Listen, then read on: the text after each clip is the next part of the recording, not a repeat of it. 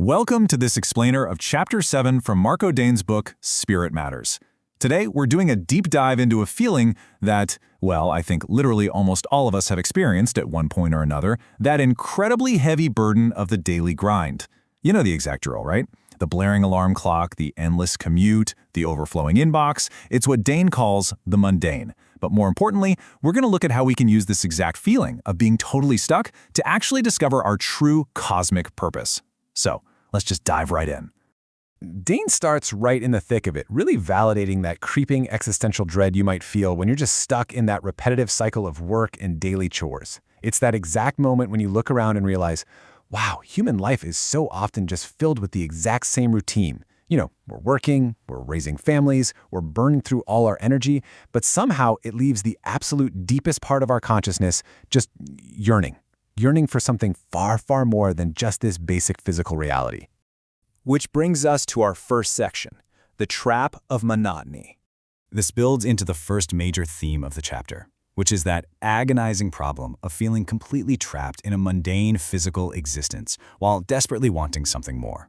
Dane actually has a pretty blunt way of describing this. He harshly, but kind of relatably, compares us to being a parasite on this earth. I mean, just think about how endlessly we consume things. We're doom scrolling through content, we're constantly chasing that next purchase, just burning through our precious time, all to fill some kind of void. It's what he calls the parasite's paradox. We are relentlessly taking from the world, desperately looking for profound meaning, but we don't actually even understand what it is we're hungry for.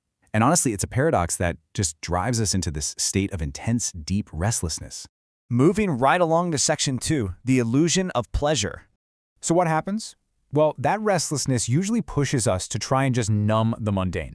We end up indulging in these physical modalities of pleasure. You know, having a drink, maybe smoking, endlessly scrolling on our phones, basically chasing any temporary physical gratification just to fill that void. But as you can see, there is a really stark contrast here. On one side, you've got these temporary fixes, and on the other, this deep spiritual yearning. And the reality is, those quick fixes simply cannot satisfy an insatiable human consciousness that is quite literally aching for profound truth. Everyday reality alone, especially a numbed-down version of it, is just nowhere near enough to quench that deep, deep longing. Because inevitably, those physical coping mechanisms, they eventually fail us. And when they do, they absolutely force us to confront the ultimate questions about our true purpose, way beyond just our physical vessel.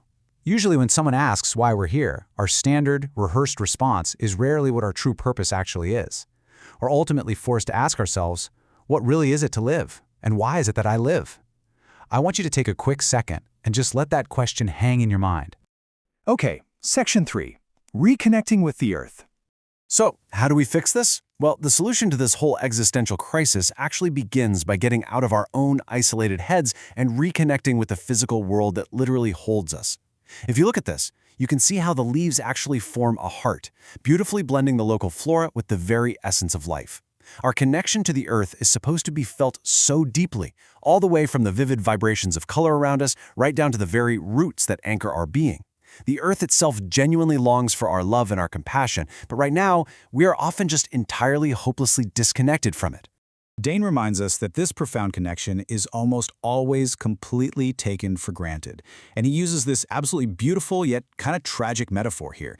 He describes this ignored connection as being a lot like fallen leaves that are just thoughtlessly raked up and burned by divine beings who are roaming the surface completely unaware of their own existence. And just to be super clear here, we are those divine beings. We get so caught up in our emails, our jam-packed schedules, our daily routines, that we essentially just sleepwalk through the mundane. We are literally walking right over the profound beauty of the earth that is actively holding us up. But how do we actually wake up from that sleepwalk? Well, Dane points us towards something he calls the cosmic dance. Think about the most cyclical, mundane thing in your life. Something as simple as just opening your eyes in the morning and then closing them at night to dream. Dane says this isn't just a boring routine. It's actually a nightly reminder that reality is incredibly fluid. That daily rhythm is purposefully designed to help blur those super rigid boundaries between what we perceive as strict, hard reality and our much deeper spiritual perception. It's supposed to help us see that there's so much more going on than just the physical grind. Which leads us perfectly into section 4, awakening as co-creators. Once we actually recognize this deep, earthly connection and we start letting those boundaries blur a bit, the entire tone of our journey totally shifts. We finally move out of that heavy, depressing existentialism and step onto a really highly accessible path to conscious evolution. And guys, this isn't just some abstract theory, it's meant to be a daily practice. By actively engaging in deep self-reflection and truly embracing how wildly interconnected we all are, we stop being those parasites we talked about earlier. We actually find our purpose. It's all about letting our physical and spiritual aspects just coexist harmoniously, so that we can live as a true example across all planes of life. And when you put this into practice, you become what Dane calls a co-creator.